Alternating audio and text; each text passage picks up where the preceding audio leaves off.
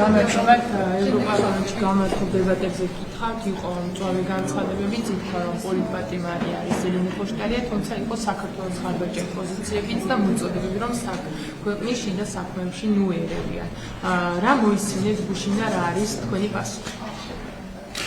გუში რაც მოისმინეთ ეს შინაარსისაც და ესთეტიკითაც იყო გამეორება საბჭოთა სახალხო დეპუტატთა ყრილობისა. სხვა ამას ჩვენ ვერაფერს ვერ დავარქმევთ. ეს არის ფაქტობრივად ხდება დასრულებისკენ მიდის ევროპარლამენტის გასაბჭოების პროცესი. ინტონაციითაც, ტონალობითაც მათ ვისაც ახსოვს ალბათ გაახსენებოდა 1999 წლის მოსკოვში გამართული სახალხო დეპუტატთა ყრილობა 9 აპრილის შემდეგ, სადაც ქართველებს გლანძღავდნენ, თათხავდნენ, თავს გვესხმოდნენ სხვადასხვა მოკავშირე რესპუბლიკებიდან წარმოდგენილი დეპუტატები. აი ეს ვნახეთ ჩვენ გუშინ. მათ შორის გვარებსაც რო უყურებთ ხომ საბჭოთა ბანაკის წარმომადგენლები, საბჭოთა ნომენკლატურის წევრები, ქალბატონი იუკნევიჩიანი, რომელიც ამავე დროს ქართველების მიმართ ფაშისტური განცხადებებით გამოირჩევა, შეგახსენებთ, რომ იყენებს ისეთ ტერმინებს, როგორც არის ინფექცია, ხალხის ბრალია, ესა ჩვეულებრივი ფაშისტური ტერმინოლოგია, რომელსაც ის იყენებს ქართველების მიმართ. ასევე შეგახსენებთ, რომ ქალბატონი იუკნევიჩიანი, რომელიც 4 ოქტომბერს ძალადობრივ დამხობას აგულიანებდა და მხარს უჭერდა, ასე რომ ეს ადამიანი ასევე სხვა მსგავსი მოძმე ბალტიელი ქვეყნებიდან წარმოდგენილი დეპუტატები. ეს არის რაც მივიღეთ ჩვენ გვინდოდა ევროკავშირი, რომელიც და ბრიუსელი, რომელიც ეფუძნება ღირებულებებს, მივიღეთ საბჭოთა კავშირის სახალხო დეპუტატთა ყრილობა, რომელიც სულ უფრო მეტად და მეტად მიდის საბჭოთა კავშირის ისტორიაში უკანაც. ჯერჯერობით ეს არის სადღაც 99 წლის პერიოდი, როდესაც გორბაჩოვის პერესტროიკა არის, ჯერ პერესტროიკის დონეზე არიან, მაგრამ ვატყობთ, რომ ტენდენცია იქით არის, რომ სულ უკან წავლენ ბრეჟნევისკენ სავარაუდოდ. ასე რომ ეს არის ქართველებმა უნდა ვიცოდეთ, ევროპარლამენტი დღეს თავისი ესთეტიკით, შინაარსით, ღირებულებებით სულ უფრო ახლოს არის საბჭოთა კავშირის სახალხო დეპუტატთა ყრილობასთან. რაც შეეხება მეორე საკითხს, ელენე ხოშტარიასთან დაკავშირებით. და ესეც გამომდინარეობს, უბრალოდ ამას ეყრდნობა მათ შორის ის დასკვნები, რაც მოგახსენეთ სახალხო დეპუტატთა ყრილობასთან დაკავშირებით. ეს არის რა თქმა უნდა სამარცხვინო, როდესაც მოძალადეს ეძღვნება დებატები და როდესაც მოძალადეს გაგმირებას ცდილობენ.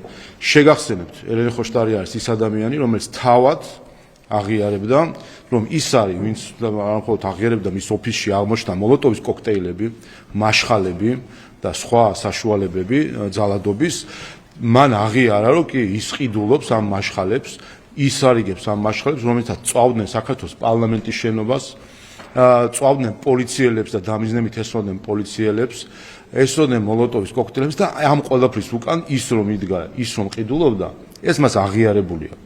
და ამ მოძალადეს უძღვნიან დღეს რეზოლუციას. ეს აჩვენებს საერთოდ, რომ ამ თავყრილობას დაკარგული აქვს საერთოდ ღირებულებითი ხაზი, რომელიც უნდა ჰქონდეს ნებისმიერ დემოკრატიულ ინსტიტუტში. ხოშტარიასთან დაკავშირებით ვთქვათ, კითხოთ, მარკეტა გრიგორევას კითხეთ, ჩვენ ქონდა თუ რა ინფორმაცია, რომ რუდლებს მიცხავთ ხოშტარიას და თქვა, რომ ეს პირველად ესმოდა, თუმცა ამას ზუსტად რომ იქნებს არ გულისხმობ, რომ ტელეკომპანიები არის სამთავრობო ტელევიზია და რომ აკრძალულები და დასახელებული უნდა ვიყოს სტრასბურგშიც. ეს არის თუ არა მედიას თავდასხმა და თავისუფალი სიტყვის ჩახშობის მცდელობა სტრასბურგიდან. თავისთავად მე ვფიქრობ, ყველამ უკვე გამოაჩინა თავისი სახე, ამიტომაც ვაპარებ საბჭოთა კავშირის სახალხო დეპუტატთა ყრილობა არის, რასაც ჩვენ ახლა ვაკვირდებით, ქალბატონი გრიგორევა, შეგახსენებთ, ის არის მეკობრეების პარტიის წევრი, მე მგონი ეს უკვე ბევრს მეტყველებს საერთოდ მასთან დაკავშირებით. როგორც ერთ-ერთი მეკობრე თავს ესხმის მედიას.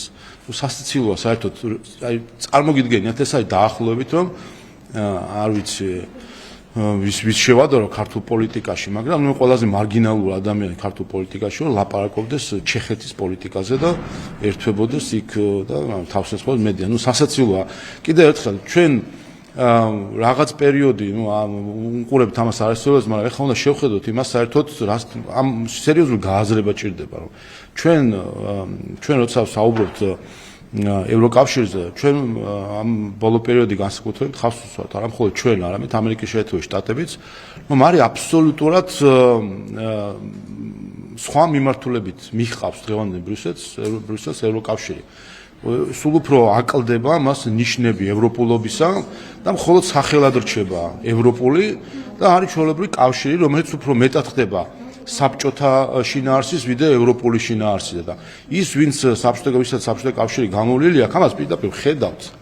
ეს ჩანს პირდაპირ გძნობთ, ხედავთ, გვახსენდება ის ესთეტიკა, ის შინაარსი, რაც იყო საბჭოთა კავშირში, ის დამოკიდებულება, რაც იყო ზუსტად ერთ-ერთი რეინკარნაცია ხდება ამ ყველაფრისა დღევანდელი ბრიუსელის მეშვეობით ევროკავშირში და ეს არის სამწუხარო, იმიტომ კიდევ ერთხელ ჩვენ უფრთხილდებით ევროკავშირს და ევროპას.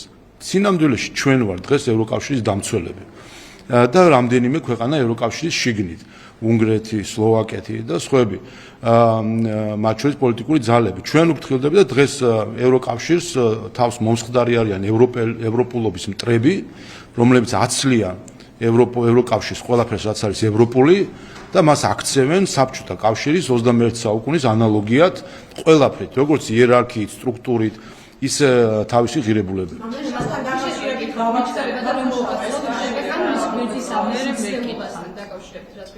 თინა ხიდაშელის მხრიდან, რომელსაც საკუთარი არასამთავრობო ორგანიზაცია ჩეხეთში დაარეგისტრირა. ეს მას შემდეგ რაც უკვე პარლამენტმა მიიღო გამჭვირვალობის შესახებ კანონი. თქვენ აქ რისკებს ხედავთ, ეს არის ყველა მართლაც გვერდისავლა და ასევე უცხოური ფულის ქვეყნის საწინააღმდეგოდ გამოყენების მცდელობა, რასაც ხშირად საუბრობთ. ეს ადასტურებს კიდევ ერთხელ, რომ არის მცდელობა სანქციების გვერდისავლისა და სანქციების გვერდისავლის სქემაში ჩართული არიან ევროკავშირის წევრი ქვეყნების წარმომადგენლები. და ეს არის, რა თქმა უნდა, აჩვენებს თუ რამხელა კრიმინალური ენერგია დგას ამ ყველაფრის უკან, ფარულად არეგისტრირებული ორგანიზაციები შენს ქვეყანაში, ანუ საქართველოს მიღმა და გასაგებია როცა ხდება ამის რეგისტრირება, ეს არის სქემები, რომ საქართველოში შემოვიდეს შავი ფული. კიდევ ერთხელ აქ გარდა იმისა, რომ საუბარი არის იურიდიულ ფორმებზე, რომელსაც ეძებენ, ეს რა თქმა უნდა შინაარსი არის იმაში, რომ გამოიყენონ ფინანსური ტრანზაქციებისთვის სანქციების გვერდის ასავლელად. ჩვეულებრივი კრიმინალური სქემა არის, როგორც ჩანს, იმისთვის რომ გვერდი აუარონ სანქციებს, აქ რა თქმა უნდა კითხვის ნიშნები არის, რომ ხდება თუ არა ტრანზაქციები და ფულის გადარიცხვები, ერთი, მეორე ხომ თქვა ამაზე თავად უნდა თქვან, მით უმეტეს თუ არის ასეთი ჩარიცხვები, მეორე არის რა არის წყარო ამ ფულისა, რა არის მისი წარმომავლობა, რამდენად შავია ეს შავი ფული და მესამე გადასახადებს იხდიან თუ არა.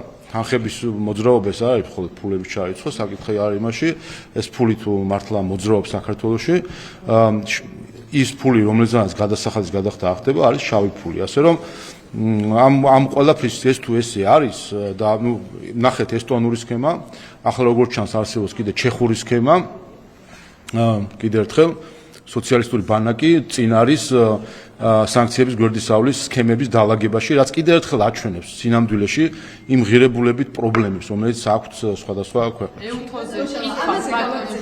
ქვეყნის ინტერესის გატარებაში თქვენ ხედავთ ამ ცდილობებს გაკეთებულ განცხადებებში თუ არა. იგივე ფიდეშელის განცხადებებში, ეს მაგალითად სახელმწიფო უსაფრთხოების სამსახურში დაკავებული დიდ არგამანძემის მიერ გაკეთებული განცხადებების გამო. რამდენად არის ეს პრობლემა და რამდენად არის ეს საყურადღებო? ზოგადად ამ ჯგუფის მეშვეობით ყორღანაშვილობა გახადეს დღეს ევროპული ტრენდად, აქციეს ევროპულ ტრენდად. აი ადრე რაც იყო ყორღანაშვილი, რაც ჩვენ გვაქვს ნასწავლი და ნასწავლი ისე რომ ჩვენ ასე ვიზრდებოდით, რომ ეს არის ყველაზე დასაძრახი, ყველაზე სამარცხვინო აქციელი, როდესაც შენი ქვეყნის წინააღმდეგ შეეკრები უცხოს. დღეს ეს აქციეს ევროპულ ტრენდად, ეს ეთულებათ კოსმოპოლიტიზმად, გლობალურ რაღაც მიდგომად და ევროპულობად ეთულებათ საკუთარი ქვეყნის წინააღმდეგ უცხოსთან შეკვრა. და ეს არის, რასაც ჩვენ ვაკვირდებით, მაგრამ ყოველთვის ასე იყო, რომ ერთ ყორღანაშვილზე საქართველოში მოდიოდა ათასობით საჩინო ბარათაშვილები და ასე იქნება, ისინი იქნება ყოველთვის მარგინალი მეხუთე კოლონა, რომელიც უცხოსთან არის შეკრული თავის ქვეყნის წინააღმდეგ. ერთი მაგალითიც არის, გუშინ იყო განცხადება სამართლიანი არჩევნებისა, რომელმაც იმედთან და პოზიტივისთან დაკავშირებით ჰქონდათ დოკუმენტი მომზადებული, როგორც ცდილობს იმედი და პოზიტივი რომ თავი დაიცვას ბრიტანეთის თავდასხმისგან. გულისხმობ სანქციებს, რომელიც დააწესა ბრიტანეთის ხელისუფლება, როგორც ცდილობს ქართული მედია, როგორც ცდილობს თავი დაიცვას უცხო ქვეყნის თავდასხმისგან.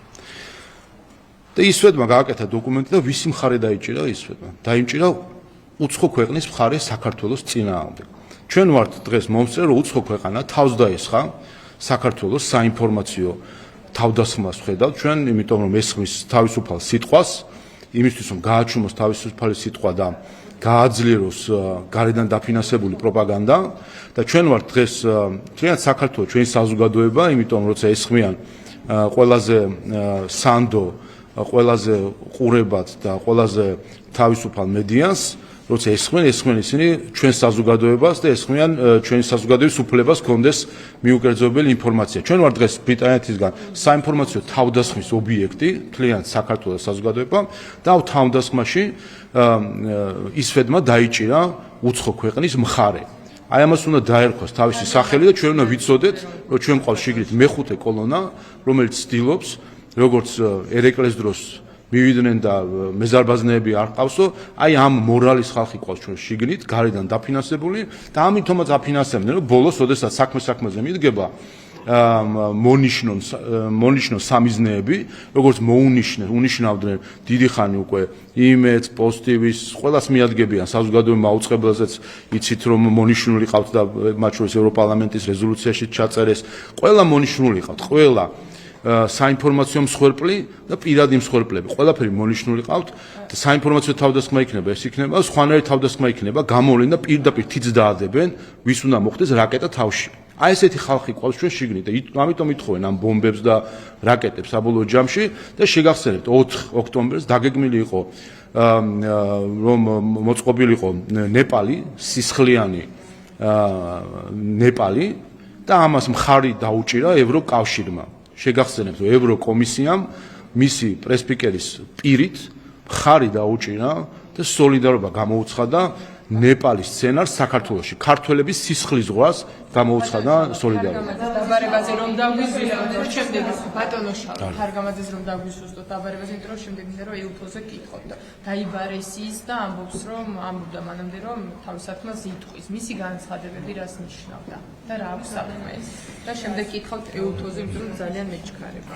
რა ვიცი, დიდ გონორზე სუსში შესული ბევრი გინახავს და იქიდან გამოსულები ვნახეთ მე როგორ მდგომარეობაში არიან.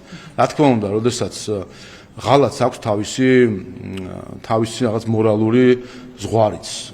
შეიძლება ადამიანი, როდესაც მით უმეტეს თანამედროვე სამყაროში რაღაც სოციალებით გაგულიანებული, თავი გონია რომ ასე ვთქვათ არის რაღაცნაირად უმრავლესობის ხმის გამჟღავნებელი, ასე ვთქვათ.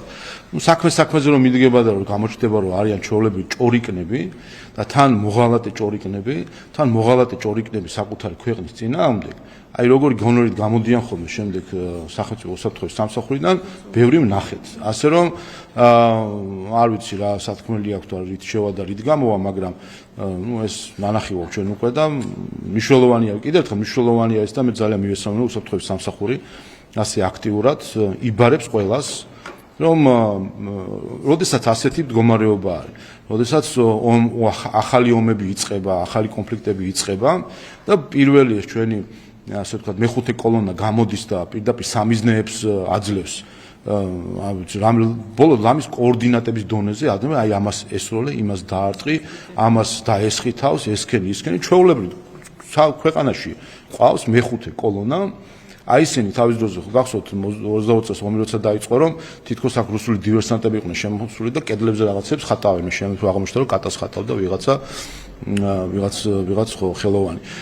აი ზუსტად ეს დივერსანტები ყავს შიგნით და რომელიც ესე წლების განმავლობაში კვებეს ფულით და იმიტომ არის ასეთი აგრესია დღეს დონორებისგან, რომ იციან, რომ ეს არხები გაჩერდება საქართველოს შიგნით მეხუთე კოლონის და მოღალატეების დაფინანსება. ეუთლოსთან დაკავშირებით კითხავთ, თქვენ ნახეთ მათი განცხადება ოპოზიციის და თქვენ მიმართულებით, მთავარი აქცენტებით იცით რა იყო, ამიტომ კითხავთ, მთავარი მოწოდება იყო ერთ-ერთი, რომ დიალოგზე გადავიდნენ პოლიტიკოსები, იმიტომ რომ ის პოლარიზაცია, რაც ქვეყანაში არის, ქვეყნის განვითარებას აფერხებს. დაგმობილი იყო ძალადობა და მოწოდებები იყო თქვენს ნაწილში, რომ პოლიტპატიმრები არ იყვნენ და გაათავისუფლოთ დაკავებულები. ორი მთავარი გზავნილი ფიქრობ იყო ის, რომ ერთი რომ სახელმწიფო ინსტიტუტების ძალადობრივი დამხობა იქნა დაგმობილი და არჩევნების და პარლამენტის ბოიკოტი იქნა დაგმობილი. აი სულ რაღაც ორი წინადადება დასჭირდა ამას და მე მინდა ვკითხო ევროკავშირის ელჩს. რთულია? აი რთულია ამ მარტივი ჭეშმარიტების თქმა, რომ პრეზიდენტის სასახლის შტურმი არ შეიძლება. აი რატო უჭირს ბატონ ჰერჩინსკის, რომ ეს მარტივი რამდენიმე სიტყვიანი წინადადება თქვას, რატომ უჭირს ბატონ ჰერჩინსკის და მის ხელმძღვანელობას ბრიუსელში, რომ მეორე მარტივი წინადადება თქვან, რომ პარლამენტის მანდატების დახევა და გასვლა პარლამენტიდან ეს არ არის დემოკრატია. რატო უჭირთ? იცით რატო? იმიტომ სინამდვილეში არაფერი არ უჭირთ. ძალიან კარგადაც იციან და ამას აკეთებენ განზრახ იმისთვის, რომ მათ მიერ რადიკალიზმისთვის მიცემული ლეგიტიმაცია არ გამოაცალონ. იმიტომ დღეს რადიკალიზმი არის სრულად ლეგიტიმირებული გარედან. დღეს ჩვენ სინამდვილეში ყავს არა რადიკალური ოპოზიცია, არამედ რადიკალური ბრიუსელი, რომელიც ცდილობს საქართველოში ძალადობრივი სცენარების განხორციელებას, საქართველოში ცდილობს ხელისუფლების შეცვლას გარედან. ის, რაზეც უარი თქვა ამერიკის შეერთებულმა შტატებმა, მისმა ახალმა ადმინისტრაციამ, დღეს სრულად გადმოიბარა ევროპამ რეჟიმ ჩეინჯების სახელმძღვანელოები, როგორც ჩანს, მათ გადაეცათ და ახლა კითხულობენ რომელიღაცა გვერდზე მისული არიან საბედნიეროდ ცუდი მოსწავლეები არიან ამ ხრივ და ვხედავთ რომ აი 4 ოქტომბერი ეს არის მაგალითი იმ ჩაფლავებული ხელისუფლების დამხობისა, რომელიც იყო სრულად გარედან მხარდაჭერილი ევროკომისიის პრესპიკერის დონეზე იყო მხარდაჭერა გამოცხადებული ხელისუფლების დამხობის შეკრების მიმართ 4 ოქტომბერს. ასე რომ კიდევ ერთხელ კითხვა მარტივი არის ევროკავშირის ელჩის და ბრიუსელის მიმართ. რთულია ამ ორი მარტივი წინადადების თქმა. ასე რომ ესეც კიდევ ბევრ რამეზე მეტყველებს. და არა გვაქვს ევროკავშირი თქვენ როგორც ამბობთ, მიზეზი რა არის? ახლა აუხსენი მიზეზი ის არის, რომ მათი მიზანი არის ძალადობის, რადიკალიზმის, ექსტრემიზმის, ძალადობის, დეზინფორმაციის, პროპაგანდის წახალისება საქართველოს წინააღმდეგ. ეს დღეს უკვე უეჭველი არის, ჩვენ რასაც ვხედავთ, ვინაიდან კიდევ ერთხელ ყველა რადიკალის უკან არის ევროპული ფული, ყველა პროპაგანდისტის უკან არის ევროპული ფული და ყველა ძალადობრივი ჯგუფის უკან ჩვენ ხედავთ ევროპულ ფულს. ეს დამტკიცებული არის ბევრჯერ უკვე, მათ შორის თავადაც აქვს აღიარებული, მათ შორის მოქმედ ელჩს აქვს აღიარებული, რომ ევროკავშირი აფინანსებდა მოლოტოვის კოქტეილის კამპანიას. კამპანიის ორგანიზაციას. ოპოზიციის ალიანსთან დაკავშირებით ერთი პარტიის ქვეშ გაერთიანებაზე საუბრობენ, თუმცა ვნახეთ, რომ ალიანსის გაერთიანებიდან პირველ დღეს მათ ისინი ერთმანეთს საჯაროდ დაუპირისპირდნენ, ნახეთ ჩერგოლეშვილი და პეტრეცის დაპირისპირება. ამ ფონზე ნაციონალურმა მოძრაობამ ხარი დაუჭირა ჩერგოლეშვილს და ქრონიკის ინფორმაციით ამ ფაქტის გამო ახლა შეიძლება თინა ბოგუჩავა თავმჯდომარეობიდან გადააყენონ. რა ხდება აი ამ გაერთიანებაში? არაფერი ისეთი რაც არ მომხდარა ერთიან ნაციონალურ მოძრაობაში, მათ არანაირი იდეოლოგიური კონფლიქტი არ აქვთ და კიდევ ერთხელ ეს არის ის პროცესი, რასაც ჩვენ ახლა ვაკვირდებით, ეს არის რომ კვლავ ხდება რეინკარნაცია ერთიანი ნაციონალური მოძრაობის. ასეთი ერთიანი ნაციონალური მოძრაობა უკვე დიდი ხანია არ ყოფილა. ასევე ჩვენ გვაქვს ერთიანი ნაციონალური მოძრაობა, რომელსაც აქვს არა რაიმე იდეოლოგიური ან გეგმებთან დაკავშირებული კონფლიქტი, ან ეს კონფლიქტი არის იმასთან დაკავშირებული, ვინ იქნება ყოჩი და ვინ იქნება ცხვარი. აი ამაზე მიდის დღეს დავა შიგნით და ხედავთ ჩანს კიდევაც ვის უნდა იქ ყოჩობა და ვის ხედავენ ისინი ცხრებად. ასე რომ შეგვიძლია დაგვჭერია მოვიმარჯვოთ პოპკორნი და უყუროთ ყოჩების და ცხრების გადანაწილებას. გადავშალა რამდენიმე კითხვას დაგისვამ, თუ პირველ სიას არის დავაზუსტებ ევროკავშირთან დაკავშირებით კითხეს თქვენ და იქ საუბარი იყო დიალოგთან დაკავშირებით. კონკრეტულად ამ აქცენტით მინდა პასუხი თქვენგან. თქვენ აპირებთ თუ არა, გადავთ თუ არა სურვილი და ხედავთ თუ არა რაიმე რესურს ამ დიალოგის აღდგენაზე, იმიტომ რომ ევროპის კომისიის პრეზიდენტმა თქვა, რომ შოკირებული ვიყავი, როცა გავიგე, რომ ეს ხალხი ერთმანეთს არ ელაპარაკებაო და ხედავთ რაიმე რესურს თქვენ შორის საუბრის აღდგენისას და გაქვთ ამის სურვილი. საქართველოს პარლამენტში წარმოდგენილი ეს ოპოზიცია და პარლამენტის პროცედურები, რასაც ითვალისწინებს უმრავლესობას ოპოზიციას შორის დიალოგს, თანამშრომლობას და ერთად მუშაობას, ზუსტად ეს ხდება საქართველოს პარლამენტში. ის, ვინც ცდილობდა დემოკრატიის დამხობას, დღეს ნუწუწუნებს იმაზე, რომ დემოკრატიული პროცესის ნაწილი არ არის. ასე რომ ვესმის მე, რომ რადიკალები დღეს ამ შეხვედრებზე ეწუწუნებოდნენ უცხოელებს და სურთ, რომ რაღაცნაირად იქნებ ფეხი შემოყვან დემოკრატიულ პროცესში, მაგრამ კიდევ ერთხელ მათ გადაწყვეტილება მიიღეს და ეს არ იყო პირველი გადაწყვეტილება. 2020-შიც ესე იყო, 2016-შიც ესე იყო. ჩვენ საკმარისად გამოვიჩინეთ ასე ვთქვათ, მობიერი დამოკიდებულება რადიკალიზმის მიმართ. რამდენჯერმე ქართულმა ხალხმა მისცა შანსი რადიკალებს, რომ გამოსწორებულიყვნენ და დაბრუნებულიყვნენ ეროვნული ინტერესების კალაპოტში, მაგრამ ეხლა ერთხელ, ორჯერ, სამჯერ, მაგრამ 7ჯერ, ასე რომ მე-7-ზე უკვე აღარ გამოდის ეს ამბავი. თავი რომ დავანებოთ იმას, რომ ისინი თავს მეგონი ბედნიერად გრძნობენ იმ რადიკალურ წვენში, სადაც ისინი იხარშებიან, უცხოელები, ქალბატონი გრიგორევები და ასე შემდეგ აქებენ, რეზოლუციებს უძღვნიან და ასე არიან სიამტკბილობაში და მიყვნენ პრინციპში ხა ქვეყანა მთავარი ქვეყანას ვერაფერს ვერ უშლიან, ქვეყანა წინ მიდის, მთავარია ეკონომიკური განვითარება, მთავარია მშვიდობა, უსაფრთხოება ჩვენი მოსახლეობის, ამ ხრივ ქვეყანა მიდის წინ, რადიკალები კი ისინი ვისაც ზისხში ჩაძირული ადამიანები თავის ზისხში იხარშებიან და ამ პროცესს ვაკვირდებით მათ შიგნით და დღეს სიამოვნებაში ეს არის. დღეს ევროპულობა იქცა ევროპულობის ერთ-ერთ მახასიათებლად იქცა ის თუ რამდენად ავლენ შენ ზიზღს. რაც უფრო მეტად ავლენ ზიზღს, მით უფრო ევროკავშირელი ხარ და აი ეს შეჯიბრია მათ შორის, რომ ზიზღი და ყველაფერი რაც არა ქართულია, აი ეს ყველაფერი გამოავლინონ მათი რიგებით. შეიძლება დღეს გამოქვეყნება მოსკოვის მექანიზმის დასკვნა. ეს უნდა გამოქვეყნდეს ყველაფრის გათვალისწინებით, რაც თქვენ ესაუბრეთ მისის წარმომადგენლებს. როგორი იქნება დოკუმენტი? ან იმის გათვალისწინებით, რომ აქ იყო მისი გარკვეული ინფორმაციები წაიღო და როგორი იქნება ეს დოკუმენტი, რას გაითვალისწინებდნენ თუ არა თქვენს და გაითვალისწინებთ თუ არა თქვენ დოკუმენტის რეკომენდაციებს, რა რეკომენდაციებსაც ისინი გასცემენ. მოლოდინი როგორი გაქვს? ჩვენ ერთადერთი ვის რეკომენდაციებსაც ვის თვალისწინებს არის ქართველი ხალხი. ეს არის ხელისუფლების წყარო და ამას უყურებთ უპირველეს ყოვლისა. რაც შეეხება ამ რუსულ მექანიზმს, რომელიც საქართველოს წინააღმდეგ გამოიყენეს, ეს მეტყველებს იმ 24 ქვეყანაზე, რომელმაც ეს გადაწყვეტილება მიიღო. აქაც ხაზ გავუსვა, რომ სწორად მახსოვს, უკრაინამაც დაუჭირა მხარი, ეს ისე მადლიერებასა და უმადურობაზე, რომ ვიღაცას გული ეტკინა. ეს არის, უკრაინული ხელისუფლების მადლიერება ქართული ხალხის მიმართ, რომ თავს ესხმის ქართულ ხალხს მოსკოვის ინსტრუმენტებით. ეს ერთი, მეორე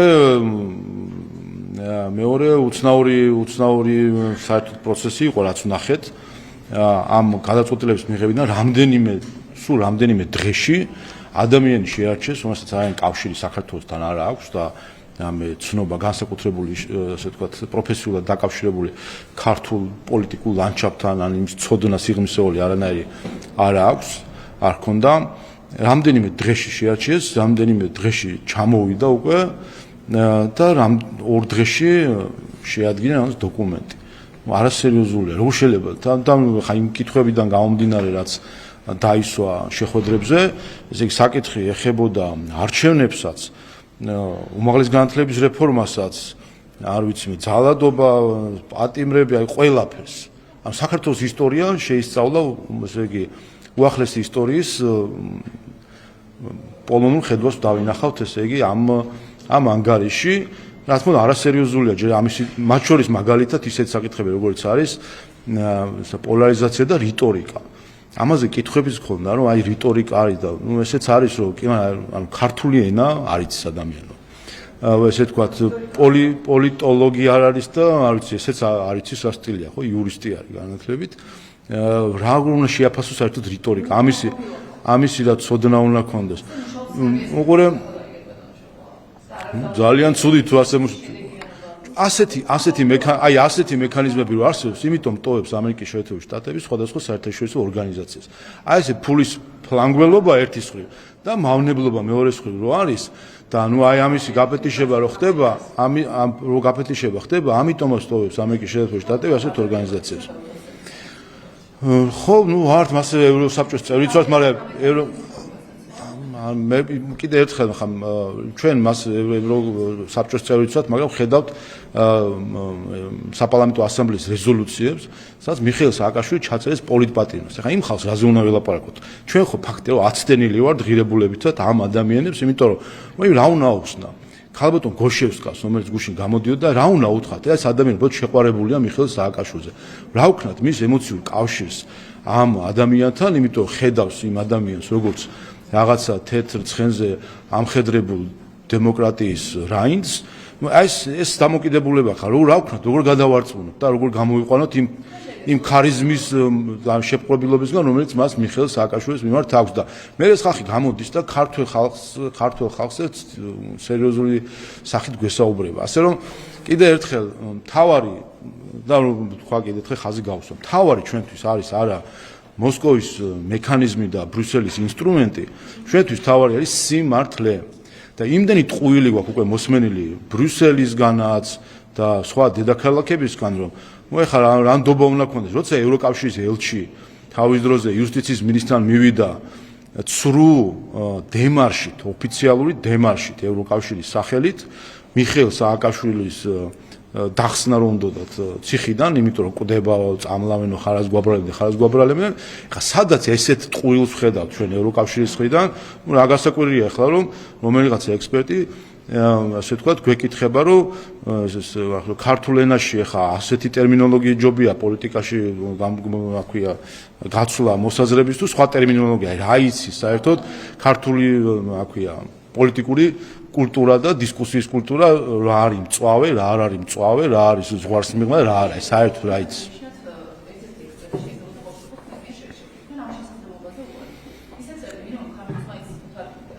ჩვენ თავიდან ვთქვით, რომ ჩვენ იქიდან გამომდინარე, ჩვენ სიმართლეზე ვდგავართ და ვართ მშვიდად და ძლიერად ჩვენს პოზიციაზე, იმიტომ ვიცით, რომ დღეს რო თავს დაგვესხმევიან, გამოვა ანგარიში და რო ქართულ ხალხს რო გალანძღავენ ამ ანგარიშში, გავა რამდენიმე თვე და აღიარებენ, რომ ეს იყო ტყუილი. ასე ხდებოდა სულ ყოველთვის. ასე ხდებოდა, არც ჩვენ გინდა თუ ტყუილს ავყვეთ, არა. ამიტომ ჩვენთვის ტყუილს და მცილის წამებას, რა თქმა უნდა, არანაირი ეფექტი არ აქვს. მარტივი კითხვა, მე არ ვიცი, ხო, არ ვიცი სიმართლე გითხრათ, ეს გეტყვი. სიმართლე გითხრათ, მაშინ ეს იყო, მე ზუსტად არ ვიცი ხა ეს მექანიზმი როგორ მუშაობს, მაგრამ ასე რომ იყოს რას ვამბობ, ჩვენი პოზიცია თავიდან იყო ცნობილი. ეს არის ცდელობა, რომ საერთაშორისო ინსტიტუცია გამოყენებული იყოს როგორც იარაღი ხალხის წინააღმდეგ, სხვა ხალხის წინააღმდეგ. ეს არის თავდასხმის ინსტრუმენტად გამოყენების ცდელობა. თან ისე რომ ფაქტია, ხო, მაგრამ როდის მიიღეს გადაწყვეტილება, რომ ექსპერტი ორგანიზაცია რაღაც რამდენიმე კვირაა სულ გასული და ანგარიში უნდა გამოქვეყნდეს ახლა. აი თქვენ ეხა ხო გინახავთ ანგარიშებს გინახავთ და მუშაობაც გინახავთ. თქვენ ეხა გეპარებათ, ეს არის წინასწარ დაწერილი ტექსტი, რომელზეც ეს დანარჩენი იყო უბრალოდ ასე ვთქვათ შეფუთვა გარკვეული, რომ ამას შეხვდნენ, იმას შეხვდნენ, 2 დღეში, 2 დღე იყო საქართველოში ეს ადამიანი, 2 დღე. აი 2 დღეში რა უნდა გაიგო საქართველოსთან დაკავშირებით. ნუ მე ამას მიუძღვნა, რა ვიცი, მრავალი გვერდი დასკვნის შესახებ. ამიტომ ეს თავიდანვე ჩანდა, რომ ეს არის საქმის შეკერვა ქართული ხალხის წინააღმდეგ. როგორც კერავდნენ, როგორც შეკერეს იმედის და პოზიტივის საქმე, ეს არის საქმის შეკერვის ცდელობა ქართული ხალხის წინააღმდეგ, იმისთვის რომ შემდეგ გამოიყენონ თავდასხმის საბაბად. შეიძლება საქართველოს თქვენ ბაზმშალო მიიღეთ ლევან იოსელიანის საკანონმდებლო წინადადებით მოგმართა სახალხო დამცველმა პარლამენტის თავმჯდომარის მიმართაო. მივიღეთ თუ არის საკანონმდებლო წინადადება და აქ საუბარი არის პატიმრებისთვის, ოჯახის წევრების მონახულების საკითხთან დაკავშირებით, რომ მშობლებს ბავშვების ნახვის უფლება უნდა მიეცეთ და განსაკუთრებით საქმე ეხება მცირეწლოვან ბავშვებს, ხო? რა საკანონმდებლო წინადადებაა და აპირებთ თუ არა რომ ხარ გაუჭიროთ, იმიტომ რომ საფრთხე ითხოვს პარლამენტისგან, რომ ადგილობაში მყოფ მშობლებს საკუთარი შვილების მონახულების უფლება უნდა ჰქონდეთ შეზღუდვების გარეშე. ვერ გეტყვით, არ მინახავს, თუ შემოვა რამე ან თუ შემოსულია რა თქმა უნდა გადაეცემა შესაბამის დეპუტატებს და შეუძლიათ და კომიტეტმაც და სხვა მიმსჯელოს. არ ვიცნობ შინაარსობრივად ამ საკითხს. რაც შეეხება იმას, რომ არაერთ პატიმარს ეზღუდება ეს უფლება, ბავშვების საკუთარი შვილების მონახულების უფლება. აი ეს ბატონო შალვა რამდენად სწორი არის? ზოგადად თავისუფლების აღკვეთა გულისხმობს შეზღუდვას. რამდენად სწორი არის ესა თუ ის შეზღუდვები, სხვა საკითხი კიდევ ერთხელ ნახავთ ამ ყველაფერს და თუ რაიმე ასეთი სახის შემოთავაზება აქვს, ჩვენ ძალიან კონსტრუქციული თანამშრომლობა გვაქვს სახალხო. და აქვს კიდევაც არის კიდევ ერთხელ არის ამის საშუალება დღესაც არის თუ კი რაიმე სხვა შემოთავაზება კიდევ ერთხელ არათუ მშობლის ნახვა აქვს შეზღუდვა, თავისუფლება აქვს შეზღუდული ადამიანს. არათუ მშობელთან. და არის ამის საშუალება, ამიტომ გითხარით, არის ამის საშუალება, თუ კი რაიმე დამატებითი წინადადება არის, ჩვენ სახალხო დამცველთან, მათ შორის ადამიანის კომიტეტს აქვს ძალიან კონსტრუქციული თანამშრომლობა და ნახავთ ამ საკითხს. ვისაც ეზღუდება, რატო ეზღუდება ბატონო შალვა, რატომ შეიძლება პატიმარს არ შეეზღუდოს შვილის მონახულების, იმიტომ რომ არაერთ პოლიტიკოს ეზღუდება საკუთარი ოჯახის წევრების კონკრეტულად შვილების პოლიტიკოს საშუალებასაც არ აძლევს. პოლიტიკოს ეზღუდება, რომ შვილი შევიდეს და ნახოს. რა ვიცი, ამაზე ბატონ ხაბეშვილს მაშინ უნდა ეფიქრა, როდესაც ხელისუფლების დამხობას ცდილობდა.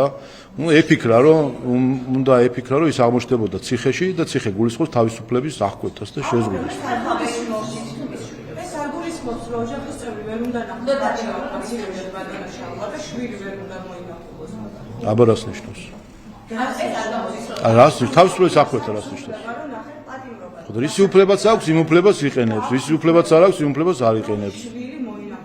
რისი არსებობს, სხვა არის განსაჯერის, არის ბრალდებულის სტატუსი, სხვადასხვანაირი შესაძლებლობა აქვს კომუნიკაციისა გარესამყაროსთან, არის ხანგრძლივი პრობლემები, არის მოკლევადიანი პრობლემები. საქართველოს პენიტენციური სისტემა როგორც ბევრჯერ დაურწმუნდი, მათ შორის გუშინ დაურწმუნდით, რომ აქ თავს გვაცოდებდნენ, რომ შიმშილობთო სინდისის პატიმრები. აღმოჩნდა თურმე არიან უსინდისო პატიმრები, კარგად ჭამენ, კარგად სვამენ, კაი ხასიათი არიან, ჩხუბობენ, საუბრობენ, დისკუსიები აქვს გამართული და აქ გარეთ საზოგადოებას თავს აცოდებენ, რომ შიმშილობთო. მათ შორის იყო გვარი ვერ დავიმახსოვრ, იქნებ შემახსენოთ, რუსეთის მოქალაქე, გვარი თქვენ თუ გახსოვთ, იქნებ შემახსენეთ, რუსეთის მოქალაქე, რომელიც აქ ჩამოვიდა, საქართველოში მივიღეთ როგორც სტუმარი, გაიარა, გამოიარა, მოეწონა ქვეყანა, წავიდა პოლიცია დაესხა თავს, პატრულის მანქანა დაამსხვრია, დაიჭირეს, აღიარა და კიდე გონორით გველაპარაკება და პოლიტიკურ ტრაქტატებს აგზავნის იქიდან რუსეთის მოქალაქე კრიმინალი. და აღმოჩნდა კიდე რომ თან ხო ტრაქტატებს გვასწავლის რუსეთის მოქალაქე კრიმინალი. პოლიციაზე თავდასხმელი და თან თავსაცოდებდა საზოგადოებას რომ შიმშილობო აქ რაღაც ხან ის არის საბანი არ მაქვს ხანის სამხედრო და ნუ ყველაფერი ხო აღმოჩნდა ტყუილი და აი აქედან გამომდინარე ანტისანიტარია ავიცი ძეხს ისე მიირთმევდნენ მოშიმშილი ადამიანები რომ მე ანტისანიტარიის საკითხზე რა გითხრათ მაგრამ კიდევ ერთხელ აი ეს არის უსინდისო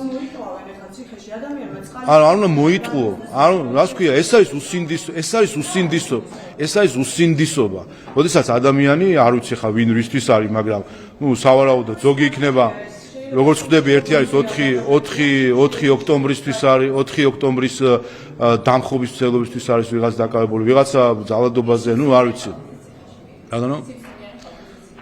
ხო, ну სხვადასხვა ადამიანი არის. კიდევ ერთხელ დანაშაული არ უნდა საქმე, უყურეთ რა შესაქმე, დანაშაული არ უნდა ჩაიდინოს ადამიანმა. დანაშაული ჩაიდინა თავის ქვეყნის წინააღმდეგ. მე მგონი ერთი ადამიანი იყო ესა, ერთი წამი. მე შემდეგ იტყუება, რომ თითქოს შიმშილობს, ეს რაღაც ეს არის სულთან სააკაშვილის მორალი, ხო, რომელიც ასევე იტყუებოდა, რომ შიმშილობდა, ახაც გავალკვიეთ, რომ რეკორდები რომ მოხსნა შიმშილობის და სინამდვილეში ამასაც იტყუებოდა და იყენებდნენ ამ ყველაფერს იმისთვის, რომ საგარეო თავდასხმა ყოფილიყო. კიდევ ერთხელ, აი გუშინ ნახეთ ორი კონკრეტული ადამიანი, არც ერთის გვარი მოხსოვს, არც მეორის, მაგრამ ყოველ შემთხვევაში ესენი არიან ალბათ იმ სიაში, კიდე გუშინო გამოდგა ბატონი კომისარი და გამოუშვით პატიმრებიო და ამაზე რატო არ გიშდებათ კითხვა. რომ ყოველ ჯერზე ვკითხულობთ. აი ევროკავშირი რომ ამბობს, რომ გაათავისუფლეთ უსამართლოდ დაკავებულები. აი ხო ამ გუშინაც ხო თქვეს, გაათავისუფლეთ უკანო და აი სია მოგცეთ ერთი ვინ გავათავისუფლოთ. სიას რატო არ გვაძლევთ? თქვენი აზრით სიას რატო არ გვაძლევთ? აი რატო არ გვაძლევთ? კი, ყოველ ჯერზე ვამბობ, გვაჩვენეთ სია, ვინ არის უსამართლოდ დაკავებული. იცით რატო არა? იცით რატო? იმიტომ რომ აი კითხვა გაჩნდება, უნდა ჩასვან თუ არა სააკაშვილის შიგნით. ჩასვენ ვაია, არ ჩასვენ ვუია. უნდა ჩასვან თუ არა საკუთარი ცოლის სექსუალური ექსპლუატაციის მიერ მსჯავრდებული ადამიანი უჩა აბაშიძე, რომელიც იყო იდეოლოგი ძალადობრივი აქციებისა, უნდა ჩასვან თუ არა, ჩასვენ ვაია, არ ჩასვენ უია. აი ეს უნდა ჩასვან თუ არა, აი ეს ადამიანები პირდაპირ ვნახეთ ეთერში მოლოტოვის კოქტეილის ცეცხლს რო უკიდებს და პოლიციას ესვის. აი როგორც კი მაგათ ჩასვენ. ხო ამ სიას ავიღებ და ავაფარებთ სახეზე ყველა მათ ელჩსაც, მათ კომისარსაც და პარლამენტის წევრსაც. ხო ავაფარებთ ხელზე სახეზე იმ დანაშაულებსაც სააკაშვილს აქვს ჩადენილი, რაც უჩა აბაშიძეს აქვს ჩადენილი, რაც ამ მოლოტოვის კოქტეილის მსროლელებს აქვს ჩადენილი, რომ წვავდნენ ცოცხლად. ამიტომ აი ეს არის ყველაზე რა გითხრათ, აი ყველაზე ხო აი არა მხოლოდ თხოვთ, აქედან დასკვნაც გამოგო.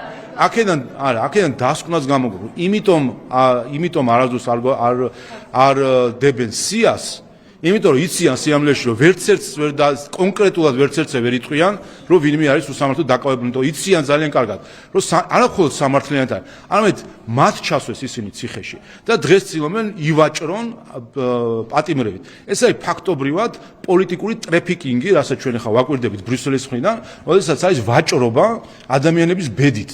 ჯერ უბიძგებენ ძალადობისკენ, აი როგორც 4 ოქტომბერს.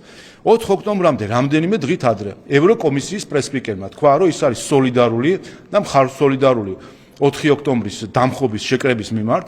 გამოვიდა ხალხი, ცადა დამხობა, არ გამოვიდათ, წავიდნენ საპატიმროში იმის გამო, რომ აი იმ ევროკომისიის პრესპიკერა შეაგულიანა ისინი, რომ აი ევროპა გვერდში გიდგათ და იმ დღესაც მაია სანდუმ მაგალითად პრეზიდენტი, რომელსაც ახლა რაღაც ორდენებს აძლევენ და სხვებმა მხარი დაუჭირეს, წაიყვანეს დანაშაულზე ბრიუსელმა და სხვა მხარდამჭერებმა. ეს ხალხი წაიყვანა დანაშაულზე, ჩასვეს ამითი ციხეში და დღეს ვაჭრობენ ამ ადამიანებით. აი ეს არის ყველაზე უღირსი არაევროპული საქციელი, რასაც ჩვენ ვაკეთებთ დღეს ბრიუსელის მხრიდან.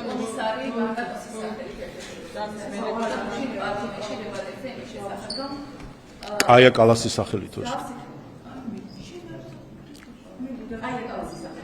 ევატო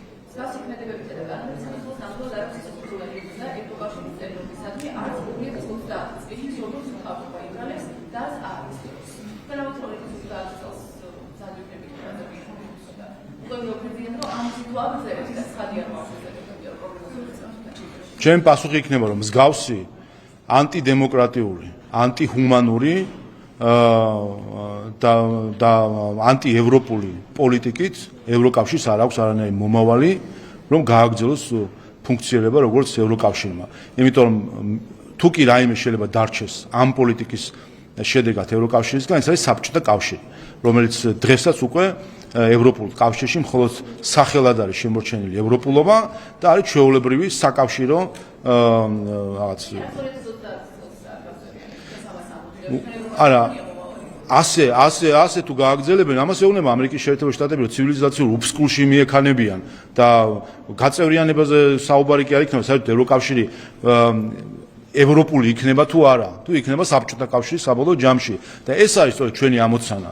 ჩვენ ვართ დღეს ევროკავშირის დამცველები და ეს ხალხი არიან ევროკავშირის მტრები.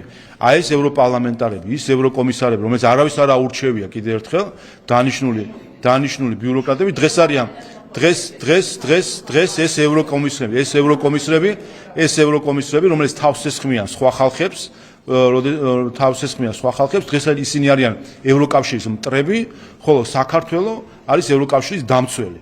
იმიტომ რომ ჩვენ ევროკავშირის დამცველი, ჩვენ ვართ ევროპის თანაშემოქმედი და ჩვენ არ გვინდა რომ ჩვენ წინ დაინგრეს ევროპული ცივილიზაცია, რასაც სამწუხაროდ ვაკვირდებით.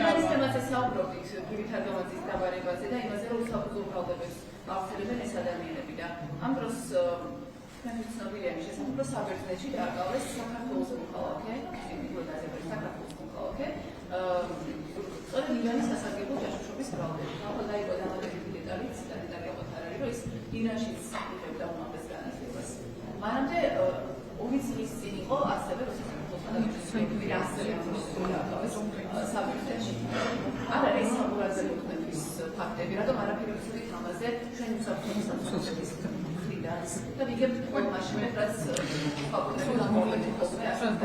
ну საბერძნეთის შიგნით უსაფრთხოება და საბერძნეთის უსაფრთხოების სამსახურები არიან პასუხისმგებელი ერთი, მაგრამ თქვენ რა გიგვით, ჩვენ ციხეში გვიზის მიხეილ სააკაშვილი, რომელიც უკრაინის დაზვერვის ხელშეწყობით შემოიყვანეს საქართველოში. ასე უცხოურ სპეცსამსახურებთან მომუშავე საქართველოს მოქალაქეები ყავს.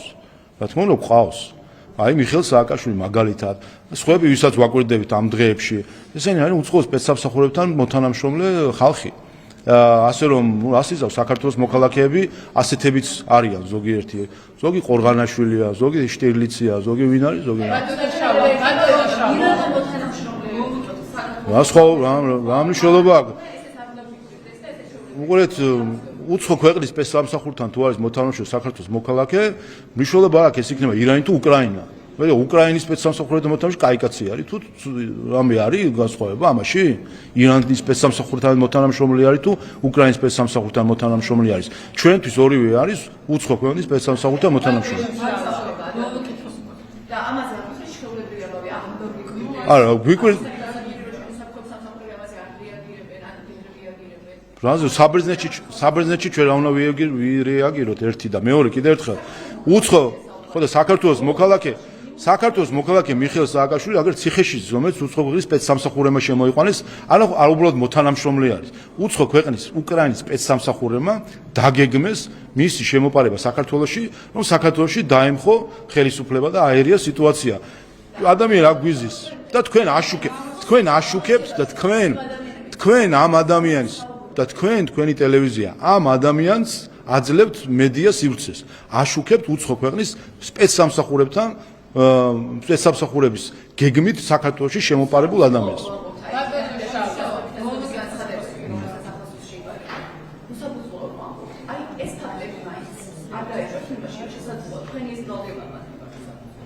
არა უსაფუძვლო რა როდესაც არის ისეთი ჯერ ერთი ქალბატონმა ხიდაშვილმა თქვა რომ ტერორისტების მომზადება ხდება საქართველოში. რაც არის ერთი სხვი არის ტყუილი და მეორე სხვი ეს არის ისეთი ტყუილი რომლის მიზანი არის რომ საქართველო გახადოს სამიზნე თავდასხმისთვის. რომ ვიღაცას აფიქრებინოს რომ აქ არის ტერორისტები და ასე შემდეგ. მიხეილ სააკაშვილი ამ ქვეყნის პრეზიდენტი იყო და უცხო ქვეყნის სპეცსამსახურებს ეხმარებოდა. უყურეთ მიხეილ სააკაშვილზე დაყდოთ. მიხეილ სააკაშვილი ამ ქვეყნის პრეზიდენტი იყო და შემდეგ უცხო ქვეყნის სპეცსამსახურებს შეეკრა. სალომე ზურაბიშვილი ამ ქვეყნის პრეზიდენტი იყო და შემდეგ უცხო ქვეყნის დაფინანსებით მოქმედი არის. გიორგი გახარია ამ ქვეყნის პრემიერ-მინისტრი იყო და დღეს უცხო ქვეყნის დაფინანსებით მოქმედებს. ამიტომ ახლა ადამიანი ინდივიდებს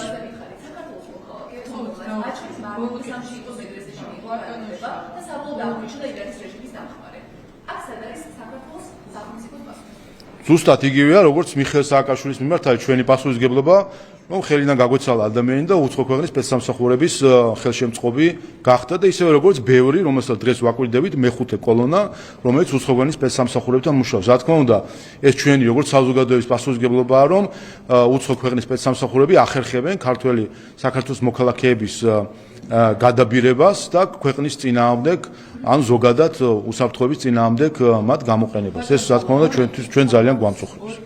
თქვენთან ერთი არის ნიკოლ ფაშინიანის გუშინდელი განცხადება ევროპარლამენტში და მისი თხოვნა, რომ საქართველოსთან ევროპამ დაიწყოს დიალოგი, იმიტომ რომ სომხეთის გაწევრიანება მის გზაზე ეს არის დაუყოლება, რაც ნიშნავს მისი განცხადება და რეგიონიდან გამომდინარე, რამდენად სწორი იყო მისი ეს თხოვნა თუ მოწოდება ევროპის მიმართ. ერთი ნაწილი და კიდევ მეორე ნაწილი.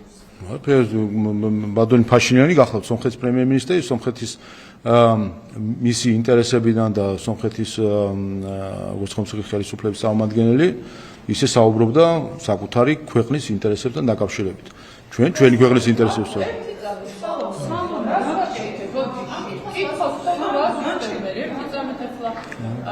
თვითონ შინაარსი სომხეთი როცა არასოდეს ბატონშავა თვითონ მისი განცხადება სამეზობლოდან გამომდინარე რამდენად სწორი გზამილი არის ევროპის მიმართ და საქართველოს კონტექსტში რას ნიშნავს და თუ იქნება თვითონ ევროპის ეგეთ ეს გახლავთ სომხეთ და ევროკავშირის ურთიერთობის საკითხი და რა საკითხებზე მსჯელობენ რა აქვს სათხოვარი რა აქვს მისამართი ჩვენი ურთიერთობა გვაქვს ევროკავშირთან ევროკავშირმა ძალიან კარგად იცის რა უნდა გააკეთოს იმისთვის რომ აღადგინოს ურთიერთობები საქართველოსთან ევროკავშირმა თვითნებურად, არაპროვოცირებულად შეაფერხა საქართველოს ევროკავშირის ურთიერთობები, ასე რომ ბურთი არის ბრიუსელის მოედანზე, მათ უნდა გამოასწორონ, მათივე გაფუჭებული, ჩვენ მათ გაფუჭებულს ვერ გამოვასწორებთ. ჩვენი პოზიცია საჯაროა და ღია, მათ შორის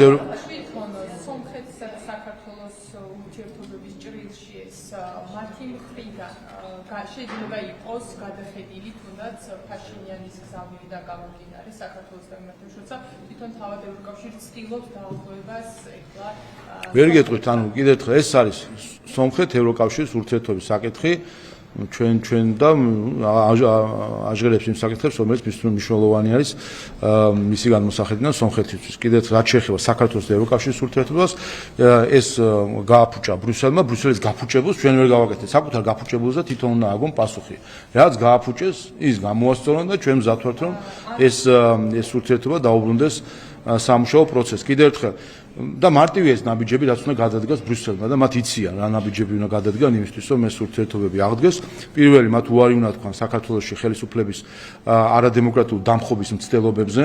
ეს არის პირველი მნიშვნელოვანი საფუძველი, ვინაიდან ჩვენ ანტიდემოკრატიულ მცდელობებს ბრიუსელისგან ვერ მივიღებთ, იმიტომ რომ ეს არის მცდელობა ქართულ ხალხს თავს მოახვიან საკუთარი გადაწყვეტილები, ამიტომ პირველი რაც უნდა ქნას ბრიუსელმა უარი თქვას საქართველოში ხელისუფლების არადემოკრატიული გზის ცვლილების წაქეზებაზე, მეორე ბრიუსელმა უარი უნდა თქვას საქართველოში ფარულ დაფინანსებებზე და სანქციების გვერდისავლის სქემებზე, რომელსაც დღეს ჩვენ ვეჭვობთ, რომ არსებობს, მათ შორის აი საზოგადოებრივ დარეგისტრირებული NGO-ების სიმრავლიდან გამომდინარე, გვაქვს ეჭვი, რომ ევროპიდან, არ ვიცი ეს ბრიუსელია თუ რომელიმე დედაქალაქი, არის სქემები, რომ სანქციების გვერდისავლისა იმის საპასუხოდ რომ ჩვენ ევროკავშირის სანქციებს პატივს ვცემთ, ხედავთ ამის საპირწონედ რომ ჩვენ სანქციებს პატივს არ ვცემენ და გვერდისავლის მცდელობები არის.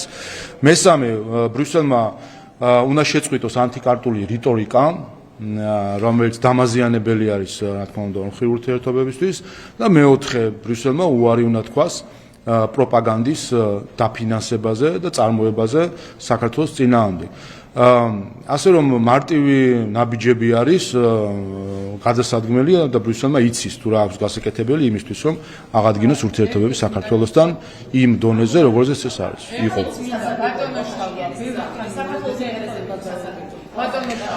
Antonio Costa-ზე მინდა გითხრათ, აზერბაიჯანში მოხდება ის ოფიციალური ვიზიტი, ისაუბრა იმის თაობაზე, ხეთი არის ენერგიის საფრთხეობა ეხლა ევროპისთვის, ის მართავს აზერბაიჯანის მხარესთან ამ შეხვედრებს საქართველოს კონტექსტი რეგიონში ეხლა როგორი არის, მაშინ როდესაც აღმოსავლეთიდან გამომდინარე რაც ხდება რეგიონში, ევროპა ცდილობს გადააზღვის საფრთხები ენერგიის საფრთხების მიმართულებით. საქართველოს როლი და ფუნქცია იწევს თუ არა ეხლა მაღლა იმ ფონზე, როცა ხედავთ რომ მე საჭირო ხდება ეს პრობლემა. თავისთავად იმის გამო რომ როლი იწევს, არა უბრალოდ გეოგრაფიული მდგომარეობის გამო, არამედ იმ პოლიტიკის გამო, რომელსაც აწარმოებს საქართველოს ხელისუფლება, რომ შენარჩუნებული იყოს უსაფრთხოება ამ დერეფანში, იწევს როლი და ამისი ყველაზე კარგი დასტური არის ის ეკონომიკური ზრდის ტემპები, რომელთაც ჩვენ ვართ რეკორდსმენი მთლიანად რეგიონში. ასე რომ ამ შედეგებიც აჩვენებს ამ როლის ზრდას და სწორედ ამას ებრძვიან ზოგიერთები ქვეყნის შიგნით. ბოლო კითხვა და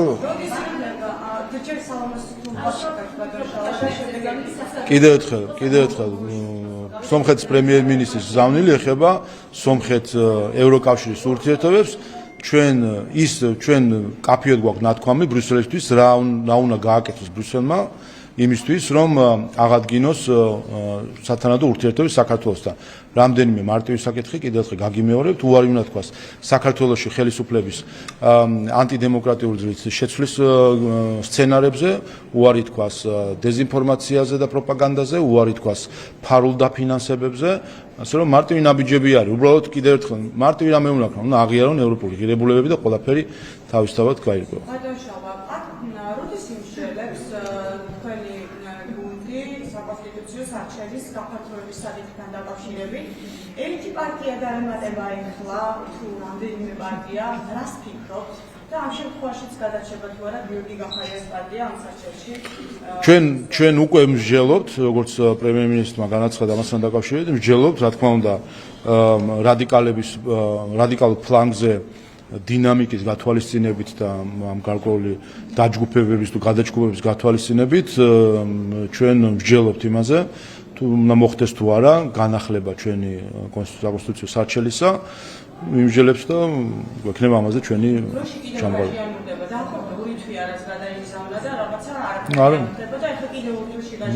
ხო, ამიტომაც მნიშვნელოვანია ჩვენ, ამიტომაც მნიშვნელოვანია ჩვენ, რა თქმა უნდა, მალე ჩამოვყალიბებით ამასთან დაკავშირებით, რომ სასამართლოს მიეცეს შესაძლებლობა, რომ სრულყოფილი იყოს ჩვენი პოზიცია საჩელთან დაკავშირებით და ისე იმის შესახებ. ამ პარტია შეიძლება დაემატოს? ნახოთ, არ ვიცი, შევხედოთ. პარტიები გადამუშავება, ხო არ ამოიწურება ამ სამყაროში თქვენს მიმართ კრიტიკულად განწყობილი პარტიები და ყოველ დღე უნდა ახალი სარჩელი ჩააბორებდეთ. თქვენ ხედავთ, მაგალითად ხედავთ, რომ შინაგან სამინისტროს აქვს ბოლო პერიოდში გამოცხადებული განსაკუთრებული მკაცრი კამპანია ნარკოდანაშაულების წინააღმდეგ. და ხედავთ, რომ რამდენიმე ასეული ადამიანი არის უკვე დაკავებული. მიუხედავად ამისა, იმასაც ხედავთ, რომ კვირა არ გავა, რომ კიდევ რამდენიმე ათეული არ დააკავა. ამიტომ რომ დამნაშავეები არსებობენ. ხა გამოსავალი სხვა არის, რომ შინაგან სამინისტრო თქვას, რომ რა ვქნათ რახან დავიჭირე 500 პირობითად, ხა მე 600 ბევრი რო არ იყოს, ასე ვთქვათ, მე სხვა ნარკოდანაშაულებებზე აღარ დაიჭერს. აქაც ესეა, ჩვენ რა შუაშია. საქმე ის არის, რომ ვინც კონსტიტუციას არ ღვევს, კონსტიტუციის მიღმა გადის, მის წინააღმდეგ მიმართავს საკონსტიტუციო სასამართლოს. ნუ იქნებიან ანტიკონსტიტუციურები თავისი არსით, არავინ არ მიმართავს. იქნებიან ანტიკონსტიტუციურ, რამდენიც იქნება იმდენზე მიმართავთ. ეს არის ჩვეულებრივი, რამდენჯერაც იქნება, იმიტომ რომ კიდევ ერთხელ როგორც ნარკოტიკების გავრცელება საქართველოში არ ღვევს საზოგადოებრივ ქსოვილს იმით რომ შემოაქვს სცენი საზოგადოებაში, ასევე ანტიდემოკრატიული პარტიების არსებობა საქართველოში არ ღვევს საზოგადოების პოლიტიკურ ქსოვილს, იმიტომ რომ შემოაქვს რადიკალიზმი, ექსტრემიზმი და ეროვნული ინტერესების ღალატის პოლიტიკა. ასე რომ ასე არის, მანამ იქნებიან ნარკოდამნაშავეები, მანამდე იქნება ბრძოლა და სამართლებრივი მართვაჯულებრივი ნაბიჯები მათ წინააღმდეგ, მანამ იქნებიან ანტიდემოკრატიული ექსტრემისტი რადიკალი პარტიები, მანამდე იქნება კონსტიტუციური ბრძოლა მასთან. წინააღმიდან აღმოცენებული ოპოზიცია, ანუ ესეთი ოპოზიცია პოზიციონირებს ქვეყანაში არსებობდეს მხოლოდ ბატონიშვილო?